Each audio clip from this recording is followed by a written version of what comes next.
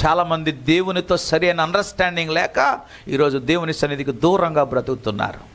దేవునితో సరైన అండర్స్టాండింగ్ లేక దేవుని యొక్క వాక్యాన్ని వినడానికి ఇష్టపడట్లేదు. దేవునితో సరైన అండర్స్టాండింగ్ లేక దేవుని ఎడల భయము భక్తి కలిగిన వారితో సహవాసం చేయట్లేదు. నేటి క్రైస్తవ లోకం ఏమైపోయిందంటే యూట్యూబ్ క్రైస్తవులు అయిపోయారు, ఆన్లైన్ క్రైస్తవులు అయిపోయారు. బోధలు ఎక్కువైపోయాయి, ప్రసంగాలు ఎక్కువైపోయాయి. ఎటు చూసినా వాక్యాలే. వాళ్ళు చెప్పింది వినేయడం, వీళ్ళు చెప్పింది వినేయడం, ఎవరెవరో చెప్పింది వినేయడం. కనుక నానా రకాలైన బోధలు వినుట వలన వాళ్ళకి ఏం చేయాలో అర్థం కావట్లేదు. Confusion. There is no right understanding toward Jesus. వారు సరి అయిన రీతిగా యేసయ్యను అర్థమో చేసుకోలేకపోతున్నారు.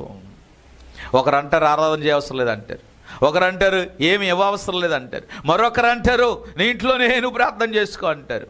ఈరోజు నానా రకాలైన సిద్ధాంతాలతో కూడినటువంటి బోధలు ఈరోజు లోకములో ప్రబలిపోయాయి.